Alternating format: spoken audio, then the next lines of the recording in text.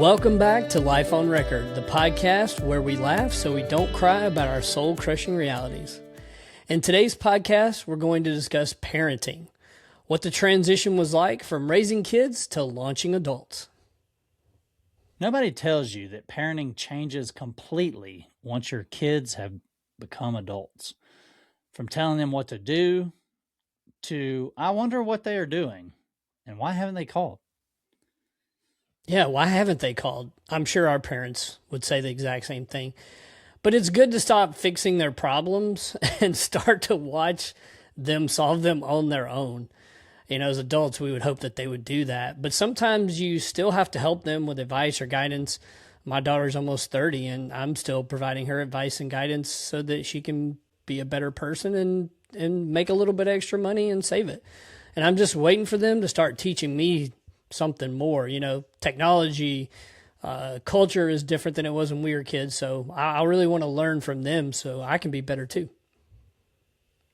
Yeah, and speaking of our parents wondering and, giving us advice and guidance and stuff, I do still call my parents occasionally and ask them for advice or guidance. So that still happens, and I'm, almost 45. So, but also, you spend 18 years trying to raise responsible and respectful adults. Then you realize they're adults and you're still worried about them like they're 10. Yeah, because we want to kind of protect them, right? I think my wife feels the same way. She's like, but they're still my baby. I still want to protect them. And it's kind of scary. My daughter, my daughter, turned 18 last year, and to me, she's not an adult. She's still a child. I still see her as the little girl that wants to have a tea party and wants to paint my fingernails and my toenails and give me a makeover and all that stuff. That's fun when they're toddlers, or toddlers and a little older, I guess. She still wanted to do that when she was like 9-10 years old. But yeah, they're supposed to be adults now, I guess, at 18, but are they really? Sorta. I mean, they can vote. They can join the military. They can't get a rental car or they can't drink yet, but I mean, sorta. They're sort of adults. Legally. Not in the States anyway. European countries, there are some countries with no drinking age and some it's 18 and older. Just depend. I think some might even be 16 and older. But yeah, the world's a little different out there than here in the States, where we have some weird laws. But yeah. All right. Well, let's jump into our first segment. We're gonna talk about several things, but the first thing we're gonna talk about is our early parenting years. You know, what we thought parenting would be, some of the things that surprised us the most, and then some of the mistakes that we made. I really thought parenting was going to be easy, where you just hang out with the kids and play with them and do fun things, get them involved in sports and, maybe be their coach, which was cool at first. But then you start doing it, at least in my experience, when I was my kids' coach in sports, is they looked at it like they could pretty much do whatever they wanted and there would be no consequences. So I had to talk to my kids several times about that, right? Just because dad's the coach doesn't mean that you aren't supposed to do the drills or not supposed to do what the other kids are doing, because they're expected to do those things, right? And you can't just goof off and do whatever you want because dad's the coach. No, I had to be serious coach dad, and they didn't really like that too much. But yeah, that kind of surprised me that I don't remember when I was younger. Our dad, I know, coached us in baseball a lot. I don't remember, him allowing us to act any different. I think we were expected to perform and work hard and practice just like all the other kids. I was just surprised that my kids thought that they could get away with that. Yeah, the only thing that I remember that he let us get away with, I guess, was, I don't know if you remember this or not, but I remember in Little League, every year at the beginning, there'd always be a draft. They'd draft kids to play on different teams and stuff. I don't even know how that even worked. Obviously, we were kids, but when your dad is a coach, you're just like, well, you don't have to go through that draft process. You're just on the team, and then he drafts other players or whatever. Yeah, I think I that's do. how it worked. Yeah, I do remember that. So other than that, I mean, we had to go to practice. We, um, you know, had to do more as in, help loading the car with all the equipment and stuff like that. And, staying over at the end and, making sure everything's picked up. And, um, so yeah, I mean, for the most part was pretty good. I don't remember him being too hard on me necessarily. Just he has expectations for everybody. They're not any different, and I think I followed those pretty well. I wasn't great at baseball, but I still went out there and tried, I guess. Yeah. Yeah, same experience. I wasn't great, but I at least I went out there and tried. So I didn't coach my daughter's softball teams. She played softball, and but I did coach soccer. That was, even though I never played soccer, I didn't know what I was doing. I had to get books and watch videos and do all that stuff, and I had to spend a lot of time learning about soccer or football. Had to learn how to the rules and learn how the kids needed to play and be successful. And the kids' soccer team were pretty good. And they got pretty good at soccer at some point. Sydney was actually on a travel soccer team, and she played soccer in high school, and she was pretty good at it. She, wasn't good enough to get a college scholarship or anything, but and then when my two sons got a little bit older, they kind of just stopped playing soccer. But that was really the only sports that they did. But yeah, I know I probably made mistakes when I was coaching because, I would get angry at the other coach or at the referee when they wouldn't call things or things like that, knock a chair over, things you Yeah. probably would see in movies. But I had to be very careful with that type of stuff with youth sports. You don't want to be out there. What was that movie, Kicking and Screaming, with Will Ferrell, where he's out there trying to be a dominant coach because his dad's team always won championships, and he took over his son's team when the coach quit or something. I can't remember in the movie, but then he not hired, but he asked Dick Butkus to be like his assistant coach. I don't know, have you seen that movie, Kenny? You know what I'm talking about? No, I've never seen it, but I do know what you're talking about. Yeah, I was just thinking that right before you said it. I was thinking it when you said it was kind of like chair that or something. Yeah, I was thinking, maybe that Will Ferrell movie was kind of like that. Yeah, yeah. I only did that a couple of times, and then I got in trouble, so I had to kind of temper my expectations. But I love the part in the movie where he goes, "You're the juice box man, go get me my juice box." And he goes, "Don't you know who I am?" It's like, yeah, you won a Super Bowl, but go give me my juice box because you're the assistant coach.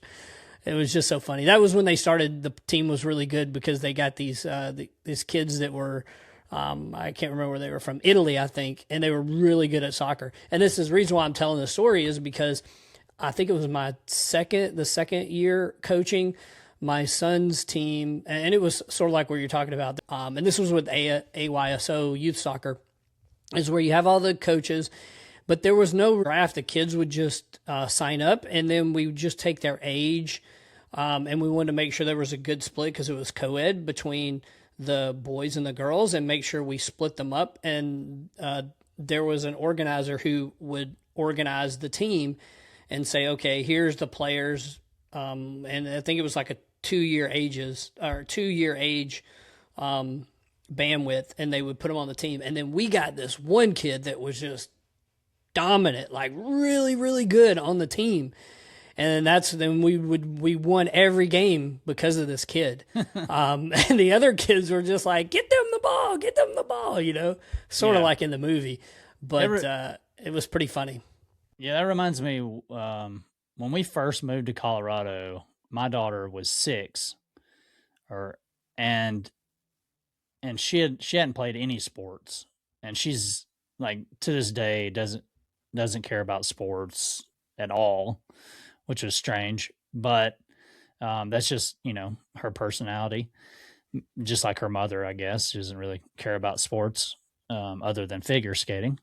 But so when we first moved here, somehow I got her interested in soccer. And we had lived here maybe 2 or 3 months, and it was just like a, city league or whatever, wasn't through the school. And she was like, at that age, it was strange. She's taller than most kids her age, and we thought she would be, taller than everybody her age, throughout life, which is not the case now. She's shorter. She just stopped growing at some Yeah. point, and other kids grew past her. But when we first moved here, she was out there, and she looked like she was doing well, like she was running past people and actually getting, shots on the goal and stuff. We used to play a little bit at home, just in her, in the apartment or whatever, just messing around and stuff. So I think at that age, and unless you're actually going out there and doing a lot of soccer, a lot of kids, just out there for the sunshine and fresh air, I think.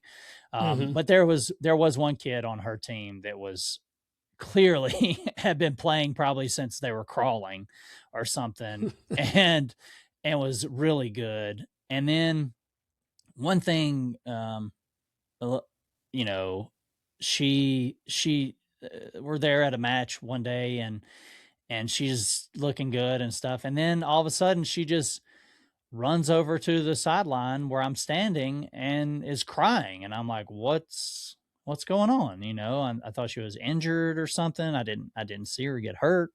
And she told me she couldn't breathe. And the reason is because she wasn't acclimated to the higher elevation here. In Colorado. Okay. Yeah, we had only, Yeah. like I said, only lived here for a couple months, and it takes time.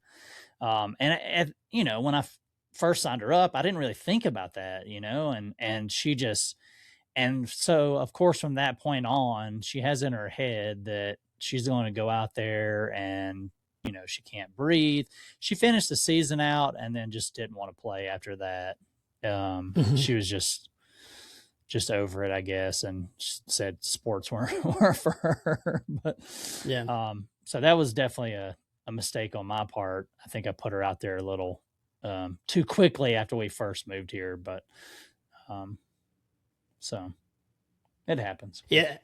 I would say just one last point about making mistakes. I think I should have tried to get my kids to be more involved in other things outside of just playing with other kids, but more adventurous. Maybe tried to get them to do more sports. We had talked about different things that they could do, different activities, after school programs, and things like that. But they just really weren't that interested in it. They didn't. They were outside of our daughter. She was the only one that was kind of outgoing, or at least somewhat outgoing. Our other kids' sons are pretty reserved. So I guess that's one mistake. I didn't challenge them more when they were younger, to get them to do more stuff. So they just kind of lived in their own world and played at home and played with the kids in the neighborhood or played with their own toys and stuff. And, outside of doing soccer, that was pretty much all they ever did.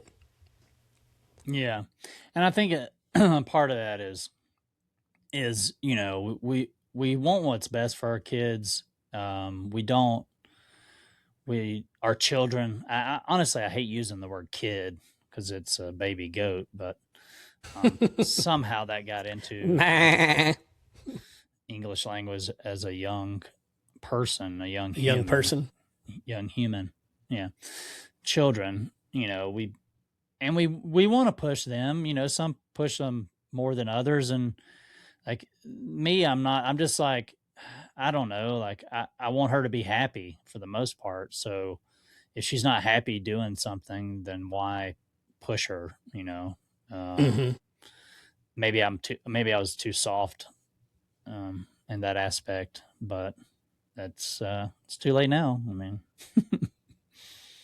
so Yeah, I mean, it could be okay. That's how she experienced it, or that's how my kids experienced it. And then they started getting older, right? And then they became teenagers, So I wanted to ask you this question because Okay. my daughter definitely had these, but when your daughter became a teenager, when did you realize that she had her own opinions and she wanted things done a certain way? Um, I yeah, it was probably middle school, I guess. Yeah, when she became a teenager. Hmm. Um, Obviously starting to go through puberty and all that. That's probably when it hit the most. Um, you know, learning different things in school. Um, I don't know. That was probably yeah, like COVID, going through COVID and stuff. Um, and she starts listening to music and getting into to music that we listened to even as teenagers and stuff like Hmm. that. Then she started to become a true teenager, and we all experience where where they don't really want to listen or they talk back and stuff like that. So yeah, definitely when she was in middle school, I'd say. Okay. All right, Matt. So what would you say was your or the biggest challenge during your kids' teen years? I would say probably one with my daughter, like you were talking about. Once puberty hit, and same with my sons, they started to have their own, this is what I want to do type of attitude, or these are the things that I want to do. I don't want to do anything that you're doing. I don't want to hang out with you anymore. Why do I want to hang out with my parents? Or this is what I want to do and I don't want to do anything else type of thing. Just trying to keep them focused in school was tough too, because it's like, oh, I don't like this class, so I'm just not going to do my homework. It's like, no, it doesn't work that way. You still need to focus on what you need to do and meet what the teacher's giving you for the requirements of the class so you can pass and not fail and get behind. Or and I think maybe we've talked about this before, just not on the podcast, but my kids were really slow with wanting to do things to set them up for success, whether it was driving, learning how to drive. Is one example. My kids Yep. just weren't really interested in driving at all. Same. They're just like, you can just take me wherever I need to go, whenever I need to go there. My daughter was like that at first, but then when she realized that, hey, if I drive and I get a car, I can go hang out with my friends and go do things. Where my Mm-hmm. sons were completely the opposite. They didn't want to drive because they just didn't need to go anywhere and didn't really care. And they were just like, if I need to go somewhere, you can take me. Right? That's cool. You can just take me wherever I need to go, even though they didn't really do anything as teenagers. But I think that was kind of the biggest challenge, is just getting them to do things that were going to help them be productive in life. Say, Yeah. hey, we're going to set you up with this bank account and you're going to have money in it. But then it's like, if you want something, you need to use your own money. Why do I need to use my own money? And I don't have a job. Well, that's because you need to learn the value of money. If we're buying you everything or paying everything for you, then you're not going to learn that when you become an adult that you're responsible for all those things. And it's like, oh yeah, well, I will be responsible for those when I'm an adult, but I don't have to right now. It's like, yeah, but these are the things that are kind of like the steps to adulthood that are going to teach you when you're younger, so that it'll help you be more productive and help you understand, so that it's not a shock to you when you're an adult. It's like, you don't have mom and dad's money anymore to help pay for things. Now you're completely on your own. And I think that affected my daughter more than anything, because she pretty much right after high school and went to college for just a little bit, she pretty much left home and wanted to live on her own and have a job. And she did do that and get a full-time job and start working on her own. But then she realized that, crap, doing this is hard. Like, being an adult is hard. And I don't Adulting. think adulting, exactly. I don't think Yeah. we set her up for success when she was younger as much as we could have. There's more that we could have done, but we just didn't do those things because she pushed back a lot. I would Yeah. say that teenage angst, we got that more from my daughter than we did the other kids. But yeah, that is probably one of the hardest things about raising the teenagers to try to become adults. Because if you don't start teaching your kids when they're teenagers about the things that they're going to experience in Or even adulthood, before. it's going to Before before, they're right? It's going to be teenagers, too. too late, right? It's going to be a little Yeah. bit too late, even though you can be like, oh, well, they'll figure it out. Well, they'll figure it out. Well, that's fine. They're just going to make a lot of mistakes. And as parents, at least in the way I look at it, we want to protect them a little bit and help them be successful. That's why all of my kids, I made sure that they have their own IRAs and they put money into it and that they reinvest it so that when they're, retirement age, if they just keep putting a little bit of money in there, they're going to have, over $1 million, maybe even $2 million. It just depends. And I wished I would have done that when I was a teenager or an adult, right? And I made sure that they did those things. That they definitely didn't want to do it. I had to force them to do it. I know that's a bad thing to say, but I had to force them to take money from their savings accounts that they had been saving since they were kids, and my wife and I had been putting money into those accounts, and they've gotten them for birthdays and Christmases and all that, because our kids don't spend any money because they spend my wife and I's money, and we put all that money there for them, and then I forced them to put it in an IRA so that it would make more money. And then after about 6 months of them having it and they saw how much money it was making, they're like, cool, this is awesome.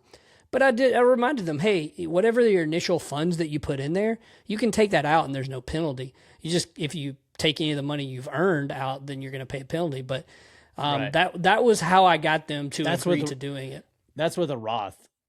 Yeah, Roth IRA. Yeah, that's how I was able to convince them to do it. It's like, look, you can take this money out if you need it, not the money you've gained. But that was how I convinced them to do it. But they definitely pushed back a lot and didn't want to do it because they're like, this is my money. I can do whatever I want to. And it's like, yeah, you can. But when you retire, what are you going to do for retirement? Well, when I get a job, I'll save money for retirement. I'm like, yeah, but if you start now, you won't have to worry about what other people are worrying about now. The They're earlier going to have you enough start, money. the better, Exactly. for sure. The better, yeah. So that that's was a huge- definitely a challenge to get that across to them. But once they accepted it, then they did. Yeah. And one thing I was going to add, you were talking about learning, teaching them, not learning them, as maybe our dad would say. Let me learn you.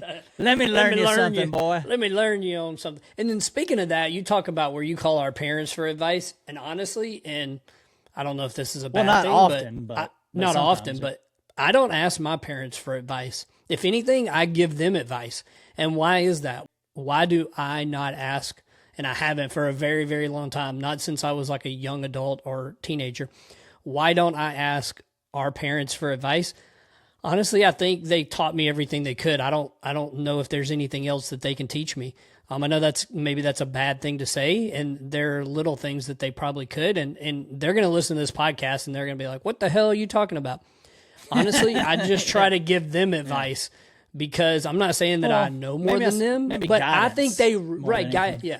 yeah, there's some guidance, but I think they raised me in a way and they brought me up to be better than them, and that was their mission accomplished. If your goal was to make me better than you and have a better job and a better career and all that stuff, 100%, I'll give you the credit. You mission accomplished. You did it.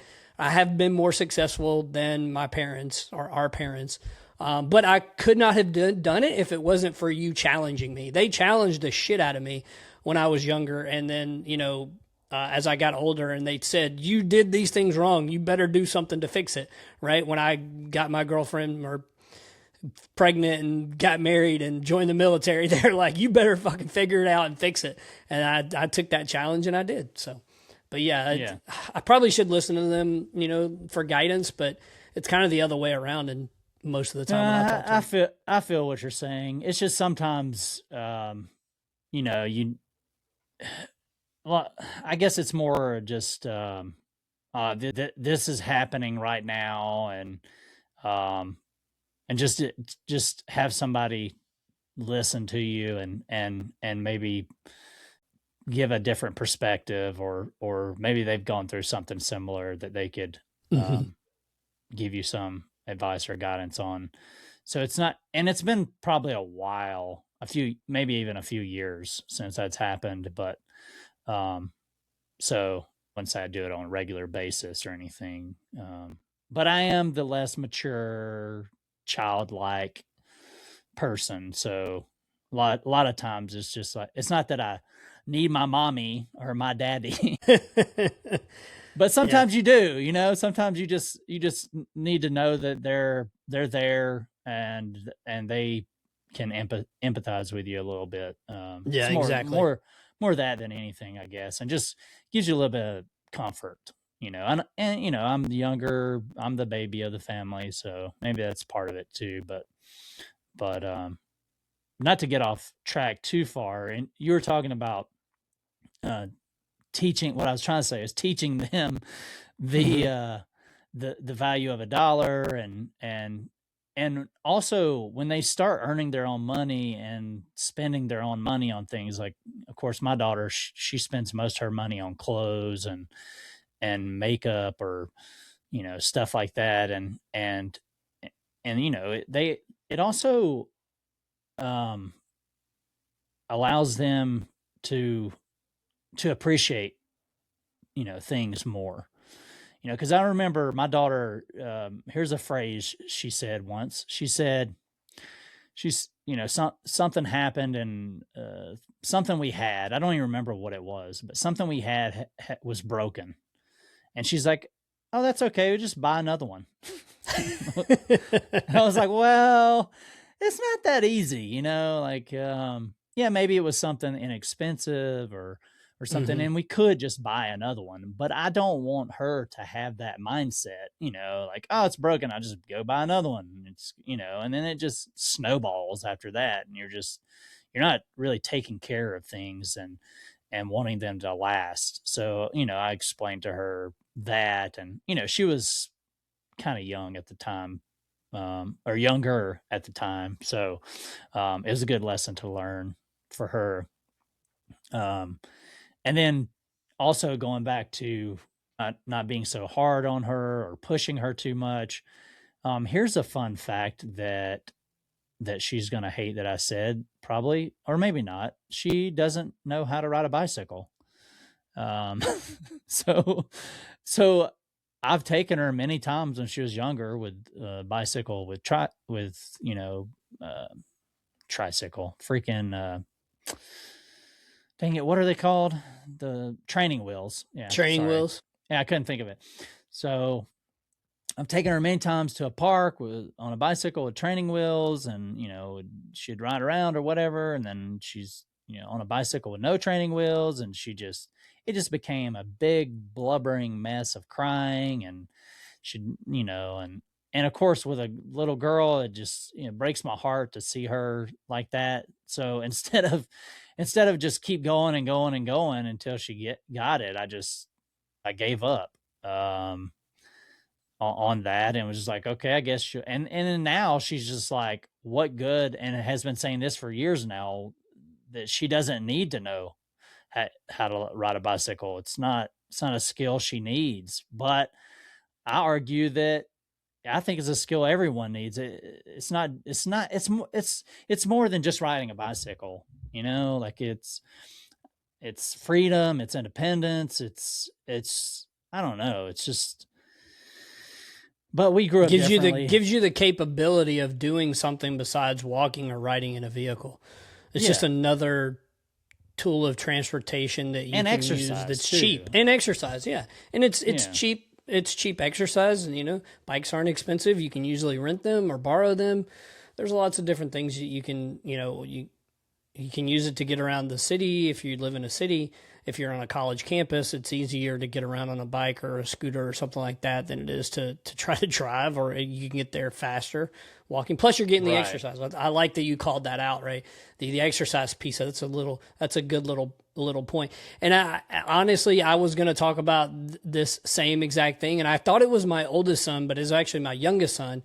He kind of called me out on this when I was trying to help him ride his bike. And he disagreed with me, but he had a very valid point. And that valid point was exactly what your daughter said. Like, he has this, like, I don't know whether it's like a balance thing. He just cannot balance very well on a bike. We tried it on a scooter. He just tried it over and over and over, and it just doesn't. He's uncoordinated, I guess, and he doesn't know how to control the core of his body. I mean, he's much taller than I am, and as he was growing, but he said, you know, if it's important to you, and this is where I was saying he kind of called me on my shit. And I was like, look, you need to learn how to ride a bike because it's going to help you in life. And he said, Dad, this is important for you, not for me. It's not important for me because I will do other things. If I want to get somewhere, I'll walk. If I need to go, I'll either drive or I'll pay for somebody to drive me or I'll ask for somebody to drive me. And so I was like, you know what? You're right. He was thinking there's other ways for me to get around without having to ride a bike. And I was like, you know what? If you don't want to do it, that's fine. But most of it had to do with he had a scooter. We paid like, I don't know, $300-$400 and bought him this scooter for Christmas one year, and his electric scooter. And he just couldn't keep balanced on it. He would get going for a little while and then he would just like fall over. He'd get going for a little while and then he would just fall over. Well, you probably still don't have that. I was gonna say if you still have that. No, scooter, we actually sold it. We sold it, and he got the money. Send it my way. I'll take that scooter. I'm sure you would. It was for a teenage, like a teen kid. It didn't go it only went like 18, 19 miles an hour. It didn't go that fast. Yeah, so. And we grew up in Alabama. It was more rural area than we currently each reside in. So we were riding our bikes all the time through the woods, through whether it's we rode our bike through all the way to McDonald's when that McDonald's first opened. All the way to town from where we lived, so we rode on back roads. We didn't ride it on the regular road, right? Back in the day, that was our life. To have children that have no interest in riding a bike is so strange. But however, around here where I live, there's many walking and bicycling trails. And so there's many places you can go riding a bike, and you don't even really have to get on a road if you don't want to. I mean, people do ride their bikes on the roads here too, but and many bike lanes in neighborhoods and stuff as well. So biking is a huge community here around Denver and Colorado. And there's also, people that hate that, that hate those cyclists. Well, partly I would say, and one thing that I don't like is I see a lot of people riding their bicycle and they don't follow the rules of the road. Because they don't care. They're just out there doing whatever. Yeah, it is but for pretty dangerous. Most part, people do. Yeah, let's take a quick commercial break. So we want to have a quick shout out to Paco's Powder Coating. These guys do great work and deliver on time.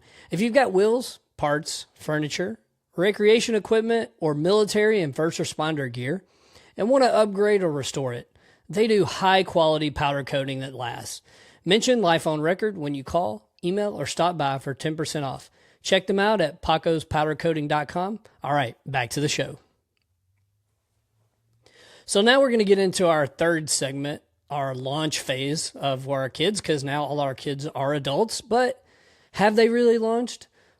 In my experience, my kids are doing well, but they haven't really fully launched. And here's why I'll explain it. My daughter, yes, who's approaching 30, does live on her own. She has a very good full-time job, and she's really excelling in her life.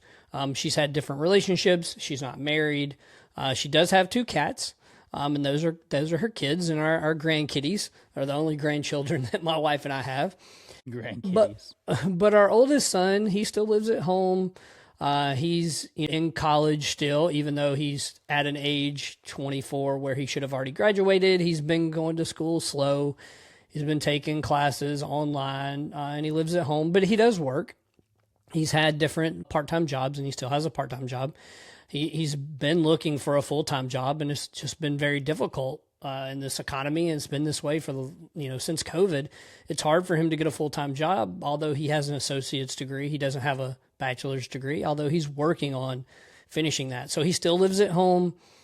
He doesn't rely on us for everything. Obviously, he has a room and he has a roof over his head. We pay for all that stuff, but he has a car. He paid that car off. He pays his car insurance. He pays for his cell phone. He pays for his life insurance, although I can still cover him under my vision and dental plans, which is good. It helps him save some money, but he does have to pay for his medical insurance, his health insurance. But yeah, still living at home. I know he does want to try to move out and have his own place one day, and that's what he's saving for. And hopefully, once he gets his degree and he starts a full time job, he can have a place of his own and not have to still live at home with mom and dad. But he still has a pretty good life. And our youngest son, who is 18, but he hasn't graduated high school yet, he'll be graduating this year along with Kenny's daughter. They both graduate high school. He's going on to college. He's going to be going to college locally. So whether he's going to be staying at home or maybe eventually get a dorm room, we'll see how that goes. And, again, not fully launched, but, going to college, still going to need mom and dad's support for a while, but he'll get there one day. And once he does, then, eventually we'll be empty nesters fully and we'll have a much quieter house with just two dogs running around. But, I'm sure we'll miss our kids. My wife is the type of person where she'd be okay if the kids just lived at home for forever and stayed here, because then she keeps them close. Then, we can see them every day. We can talk to them every day. And it just makes it easier on our life and not have to worry too much about them and what's going on. But we just need to stay connected with them. And eventually, if they do move fully out and they get their own place, then we can say they fully launched and having their own careers. And I'm sure we'll miss them and have to talk to them on the phone a lot. But Kenny, what would you say where you are with your daughter and her launching phase? She of did life? finally learn to drive. Oh, that was one thing I forgot to say when you were out away for just a second. Is my son, my youngest son, so I just hit the microphone, who doesn't have his license yet. His driving test is on Friday, this coming week. So if he passes, boom! Awesome. Now they'll all have driver's license. My daughter got hers finally at 17, and then we got her car last fall at the beginning, I think, of October last year, and she's loving it. She's realizing, I believe, of the freedom she has. She doesn't have to ride in the car with mom or dad and listen to their music. She can listen to her own music, and she can take the long way home just to, be by herself a little more, and she can spend more time with her friends, which she's been doing a lot of that this year, her senior year, and more sleepovers and just hanging out and after school, stuff like that. She also does have a job as well, part-time job. She works with my wife, does things at her bridal shop, which inevitably causes some friction that spills over here at home. But yeah, how are they working? How's that going? I guess what I was trying to say was, how is the working together going at the business? And then when they come home, do you hear like all the shit that happened? And I then get all the gossip with other employees, all falls out. Things how things should be said to different people, to our daughter, because my wife, we were talking about earlier about how our dad coached us and stuff, and how he really didn't treat us any differently than other players. My wife doesn't treat our daughter any differently at work either. She sets expectations, and of course, she shouldn't. There's a little backlash, I guess you could say, a little arguments and stuff where, but which they could talk more on, I guess, at some point. But for the most part, she's earning money. She's saving money. She actually saves about 70 to 80% of her paycheck. She pays for her own car insurance. Wow, that's really good. She did pay for a good chunk of her car as well. So, because we're poor people, and I financed a portion of it, and she had some cash that she had saved up over the years, because she saves a lot, and but and then uses that 20 to 30% to buy clothes and gas and stuff. So but yeah, she seems to be doing fine as far as preparing for college and stuff. She does well in school. She's going to graduate high school. Yeah, that's great that both of our kids are, well, she has the a- ones that are in school she has right a now are going to friend. actually graduate. She has a Some friend parents that has have to that go to problem. summer school. Who's not? All that tells me is Ooh. that, Not good. or I guess reminds me. It doesn't tell me anything. Well, it tells me something, but that's somebody else's child. I'm not going to speak on that. It just reminds me of the movie Summer School. If you haven't seen that, go check it out. Back from the 80s. That's a great movie. So that's where my mind goes when I think of Summer School. Mark, yeah. Was it Mark Hamilton? Mark was that something. who's that? It's not Mark Hamill. Yeah, was the It's not the Luke teacher? Skywalker. No, I know. Not Mark Hamill. That's why I said Hamilton. For the 4 or 5 That's people that actually something are like that. listening. It's not. I don't think it's Mark Hamilton. Listening. But look it It's up. definitely not Mark Hamill. Summer School from the 80s. Something. Pretty goofy, silly, kind of Yeah. romantic comedy in a way. It's kind of cool. But anyway, so yeah, she'll be starting college in the fall. Oh, it was Summer Harmon. School from Yeah, with an 1987. H. Mark Harmon. That's who it was. Mark Harmon. Yeah, Mark Harmon. Or- And Kirstie Alley was in it. Kirstie Alley. Kirstie Alley was in that too. Kirstie Alley. Yeah, we don't however you say her pronounce things properly. name. Kirstie Alley. I know. I don't pronounce my words very correctly because I grew up in So Alabama.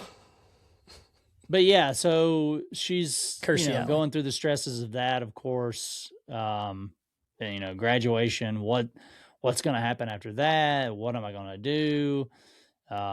She's interested in psychology, so that also plays a part with our relationship with her. I say my wife and I's relationship with her. She has learned a lot about psychology in high school and wants to pursue that as a career, going into college and then moving on after that. So, Is she gonna be Yeah, pre-med? I mean, So at she some can go to- at some point, she would have to So be she pre-med, can I go to guess. medical school and be a If she wants psychiatrist? to be a psychologist. If that, I don't know. Who knows?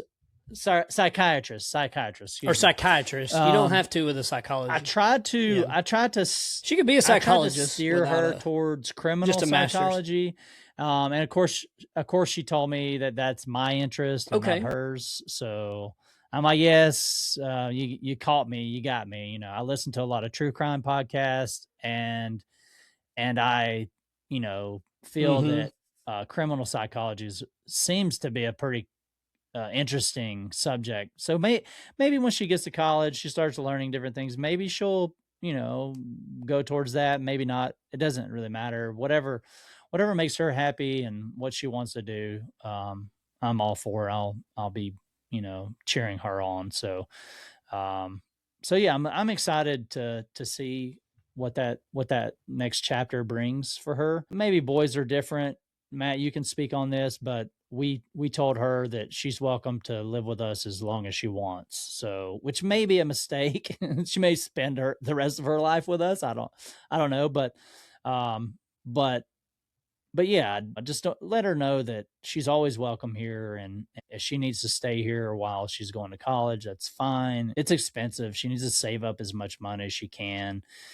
Things aren't getting any cheaper anytime soon, and so yeah, I'm definitely excited about that, and hopefully she can get that degree and actually start a life of her own at some point. So Yeah, you missed the part when your computer shit the bed, where I was talking about my wife did say that our kids Yeah. could live at home Okay. for however long they wanted to. They didn't have to leave. I'm okay with that. I don't have an issue. yeah, Here's why. And I'm just going to be, this is a podcast where we're very honest about things, right? And I love it that my kids are here and I love them and I want them to be happy and healthy. And I'm fine with them living here. But there's a small part of me, right? A very small part of me that is like, you're an adult, get the fuck Yeah. out. get out there and live your life and get your own place and struggle like I had to struggle. Why aren't you struggling? But they don't have to, because we've made sure that they have a good life and they don't have to struggle. And some small part of me wants them to struggle so that they'll learn and it'll make them stronger. But my kids are not like me. They do not respond well to that. And that's a perspective that I just need to understand, that they don't respond like I do to challenges. Like, I'm just like, challenge accepted, I'm going to do that. They're just like, fuck that, I ain't doing that shit. That's stupid. I'll just live here forever. But here's another, again, even smaller piece of why I would eventually want them to leave, because I want a man cave. Selfish I want to reasons. turn one of the rooms into my own man cave so I can record. I'm recording. Exactly. That's very selfish. And That's my wife okay, said though. the same thing. I'm recording this podcast in our guest room where other people stay and our kids' friends stay stay there. and our daughter stays. And I want to have my own man cave room you stay here. Anybody, family that come, they stay in this room. I want a room where I can have leather, reclining seats, a big TV, and although we have a big TV in the living room. I want to put all my Navy stuff up on the wall, all my sports stuff up on the walls everywhere. I want to have it all set up and really nice so that when we're doing this podcast, I got a great, nice background behind me and not just a bed with the edge of a window, right? And a chair, exactly. So you're not just seeing that. That's what I want, because number one, I think I work hard and I deserve to have that. But every you know what? hardworking man needs their will own accept the fact. space in their house so they can get away, watch some sports, drink a little whiskey.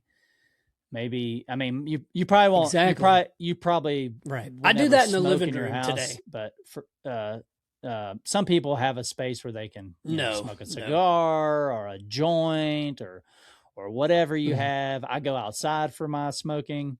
But yeah, I have a little space of my own that, of course, my girls, my daughter, my wife and my daughter, I usually just refer to them as my girls.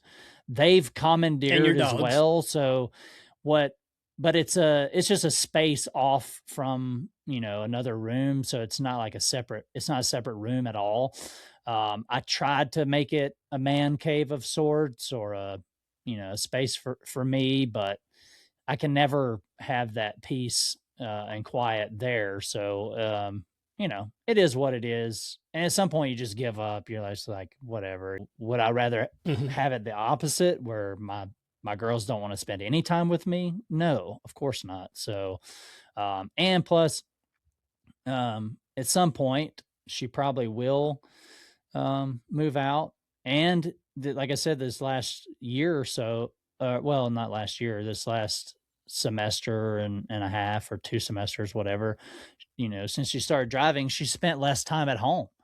So staying with friends on the weekends and stuff like that. So, so then you're like, oh, I wish she was home. She's not home again, then you start like, I wish she was home. So it's, yeah, you can't have it both ways. So it's like a double-edged sword. You wish she was there, but then you want her to also experience life and do the things that you got to do, right? All right. I think we're going to move into the next segment. So have all of your kids, or one of your kids, man, I really wish it didn't say kids. So have all your children, say whatever you want. Any of you your can say whatever you want. Surprised you with their perspective? Their perspective, Matt, on anything, any topic, I guess. So, coming from Hell City, Alabama, my childrens have surprised me with a lot of perspectives. A couple of them that come to note is my daughter, or my wife and I's daughter. She is in a space where, she's still going through therapy. She's still learning how to be a successful person because she gets stressed out. And we've talked about this in some of our other podcasts, and how her job is a pretty stressful job. She works for the the state as a child and family services department, helping children either get protection or get into a family situation where they're going to be taken care of and not in a bad situation where they're in. So she has to go to therapy a lot. And living in the South still, it's not that much of a stigma, but our daughter is a lesbian and she has relationships with other women, and that's difficult for her because society hasn't still fully accepted the LGBTQ community. There's still people that are fighting for those rights, and that's a perspective that I've had to learn and get that from her, and I love and her the best way that we can, but my wife and I don't understand and know all the things that she's going through or that she's gone through in her life.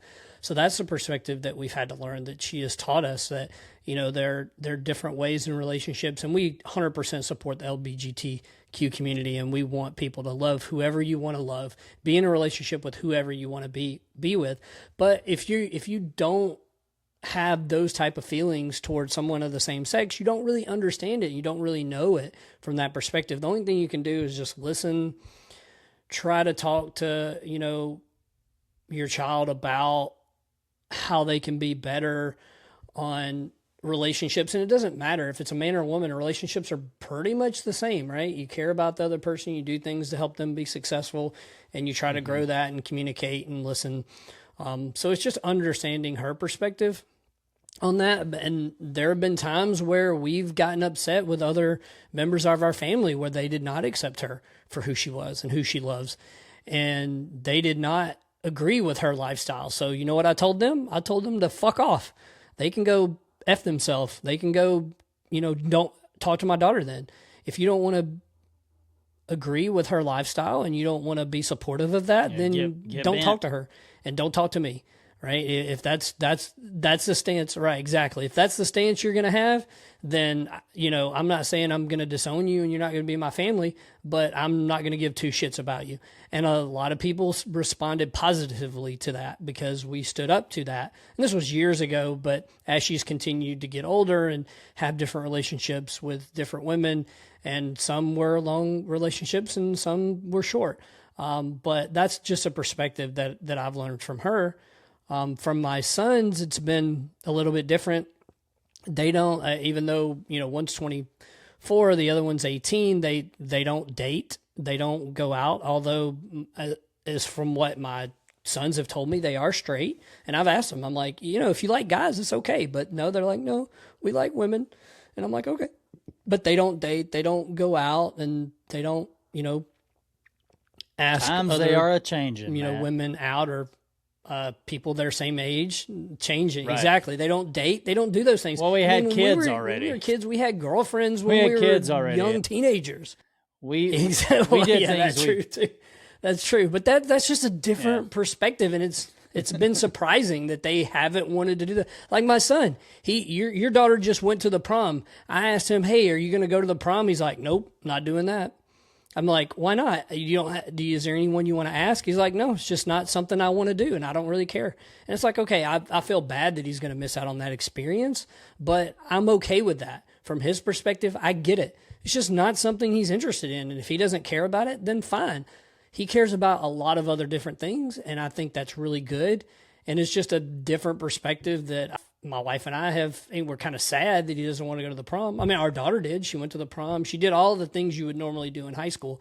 But our oldest son, he was a junior, senior during COVID. So that was really tough for him, and not really having a graduation and like a single person graduating and getting their diploma on your own, during COVID was really tough. But with our son, our youngest son, he kind of experienced that too, because he had to deal with the COVID stuff. But then now we were thinking that he would have a normal high school, experience, but it hasn't really been. It's been, I wouldn't say normal. It's his experience. He's experienced it differently by not dating. He doesn't really do a lot of stuff. He hangs out with some friends, but he doesn't do a lot. He doesn't go to school dances. He doesn't, do things after school with other kids and go hang out. He's done a few times. He's done that, but not like what we did, right? Where we were going midnight bowling, or we were going out and riding around the town in a vehicle. Even though being 3 years older than Kenny, he got to do that. He got to ride in the car before he was, old enough to drive around with Not a lot, his Matt. older brother. And he got to do some of those To things. and from although school not as much, or- not a lot.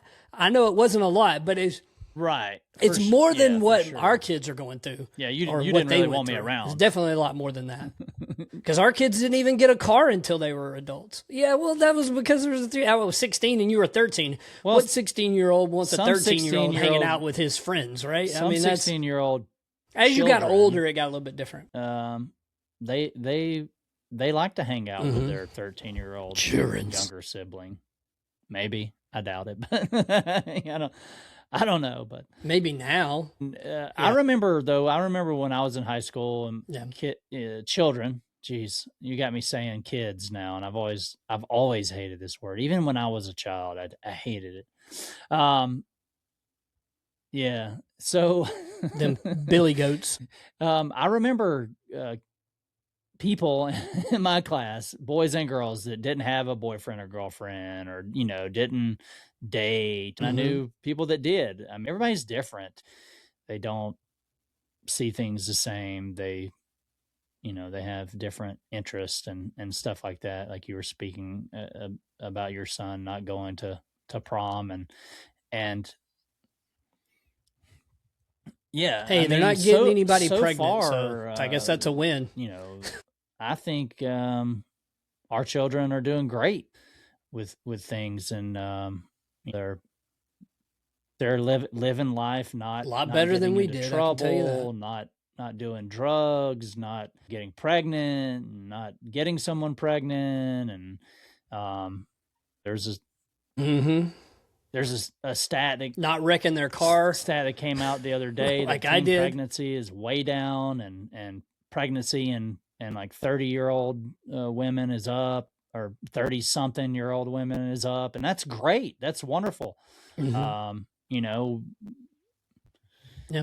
Well, sex just Yeah. isn't a priority for younger adults Or- and or teenagers drinking and- or anything like that. like it was like when we were Yeah, kids. all It's like that's down. there ain't All nothing that- to like, do. My daughter drinking, wouldn't- smoking. I don't think she'll. Like I mean, maybe I'm dumb and naive, but I don't think she would ever touch a cigarette. Or Yeah, or my kids are anything. like, and I've, hell and no, I've had I to ain't talk doing to that. her, That's her gross. about marijuana and stuff like that, and I said, look, at some point you're just going to do things that you want to do. We're not going to always be around. Just make wise decisions. If you're going to drink, stay where you are. If you need us to pick you up, we'll come pick you up. If if you want to smoke marijuana at some point, please wait till you're older. Your brain is still developing. Just spend time right now just learning as much as you can. Get an education, and then when you're late 20s, early 30s, then you can start to, obviously you have a job, and you can have a little fun then. Like, just enjoy life a little bit later. I mean, she's enjoying life now, just not in the same manner, I guess, as we did. So Yeah. Is that something that you would say that she's taught you? for That sure, yeah, she is for a better sure. person than you were Yeah, when she's you were that way age? better than I was at her age. And that's our goal as parents, right? Is that what our goal is? To Yeah. just have our kids be better than us? For sure, Mission she's- accomplished. she's If way they're better better than us, than then me, we and did our has job a- right. Perspective on life that I didn't have. And I mean, she Mhm. enjoys music from the 70s and 90s music and stuff like that I never would have thought to listen to when I was her age. And I say that, What type of music does she like from the 90s? grunge and Okay. yeah, she likes. So she's like me. She likes Stone Temple she Pilots. likes If she doesn't listen to them, you should have her Nirvana, listen to and them. She likes Nirvana. I'm trying to think. One of her favorites, who honestly I'd never heard of. he died when he was young. He died back in the 90s, but apparently was a huge influence on people, is Jeff Buckley. If you haven't heard it, yeah. And Jeff Buckley, I'd never even my heard daughter of likes Jeff Buckley until she brought him up one day. But I've listened. You've heard one of the songs he sings. I've listened his most to popular song. his music, and his it's just his voice isn't my kind of style. He has I forget the name of his vocal range or whatever, but it's more high pitched sounding, whatever that is. But he influenced a lot of artists back then and even today. So kudos on her for seeking out her own. I try to force her to listen to stuff, obviously, when she was younger, and maybe some of it, like she loves Led Zeppelin, which I know that I listened to when. Wow, that's cool. When she was like a toddler or whatever, I would put it on in the background, and maybe some Pink Floyd didn't really rub off on her. She's like, it's a little too strange for her, but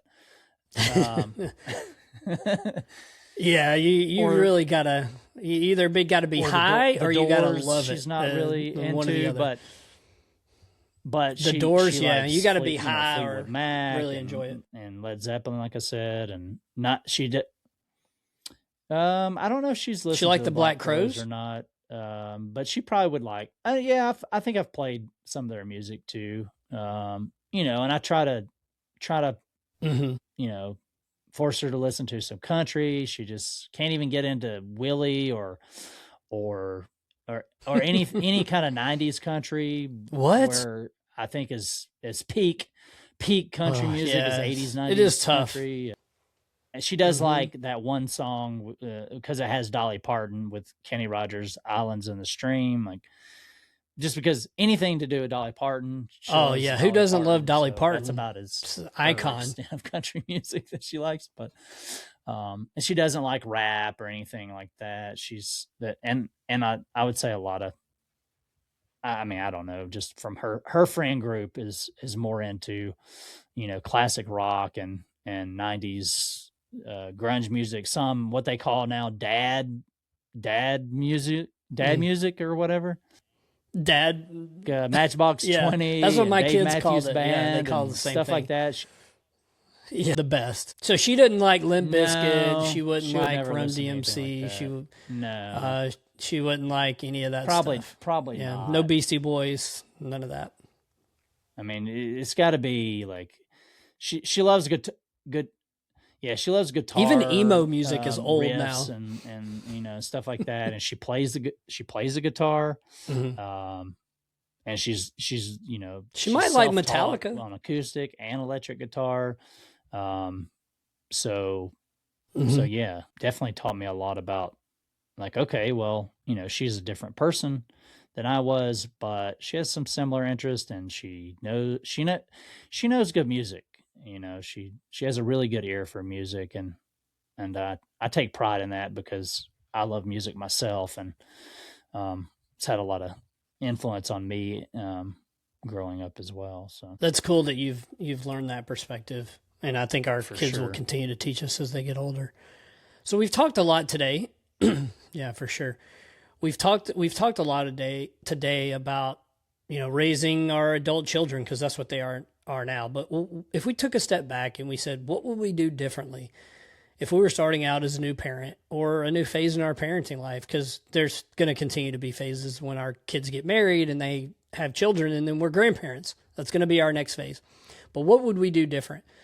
I would say that we just got to have more patience, right? As you get older, you got to continue to have more patience. And I think that's what we could do, is just have more patience with, especially when our kids, if they ever have grandchildren, we definitely got to have some patience there.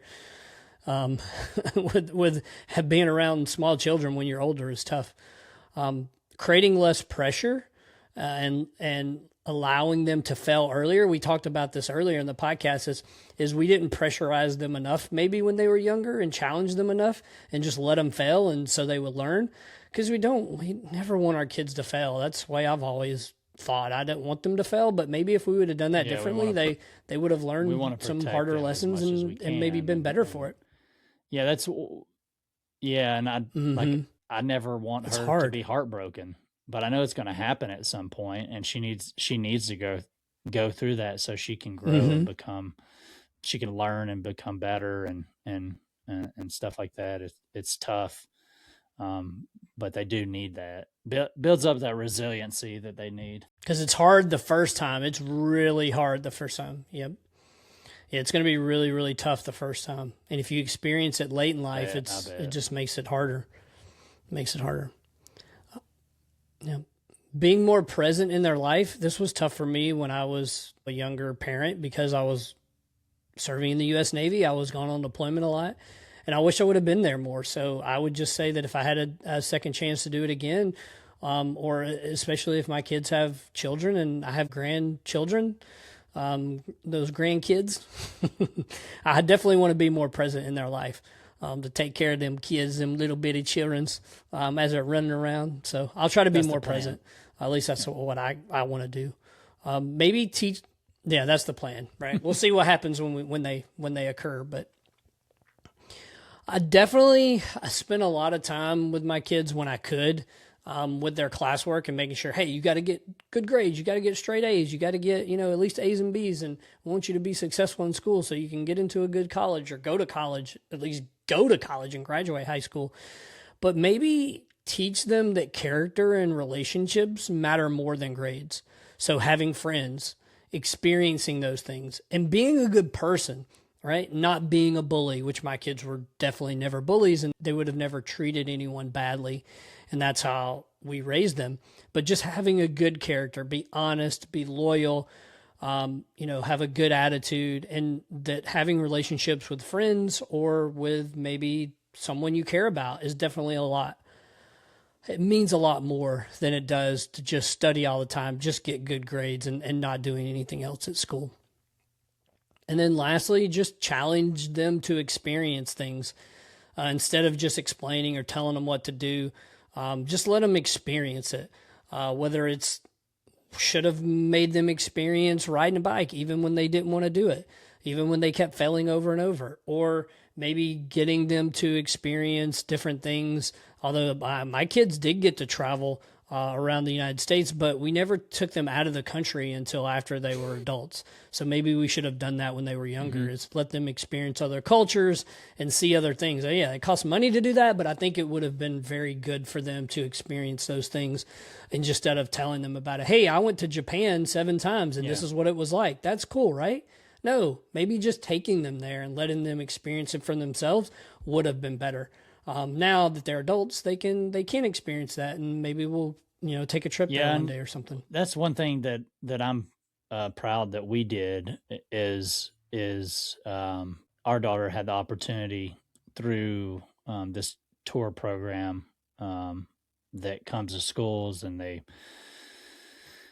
take kids to Europe and stuff, and for like 10, 12 days, and so she was able to go to Belgium and France and um you know England, and experience a little bit of that. Like I believe it was a World War II tour.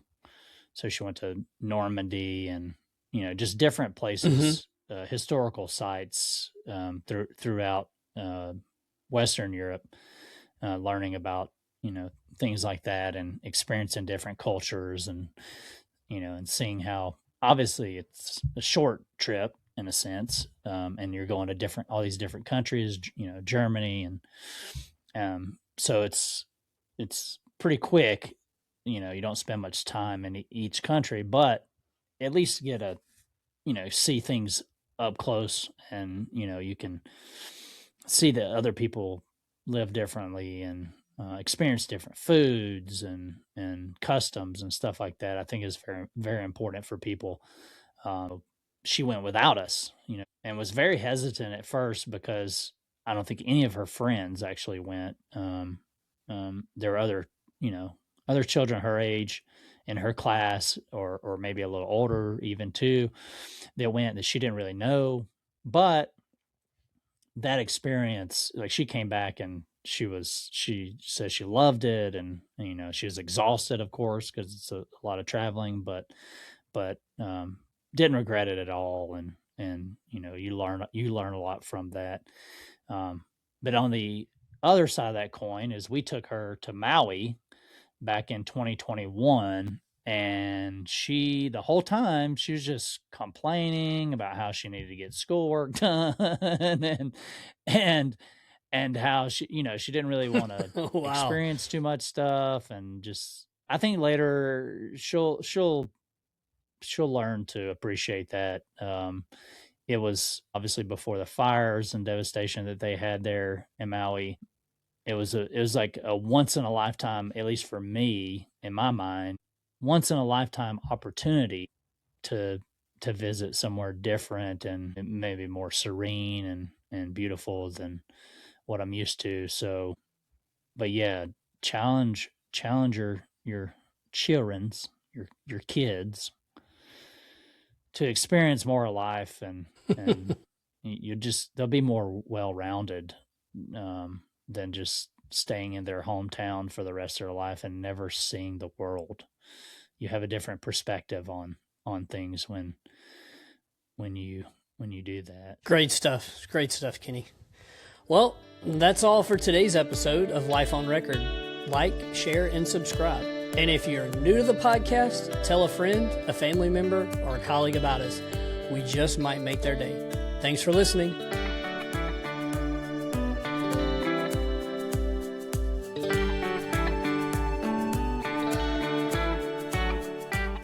Life on Record is written and produced by Matt and Kenny Compton. Music by Mr. Smith.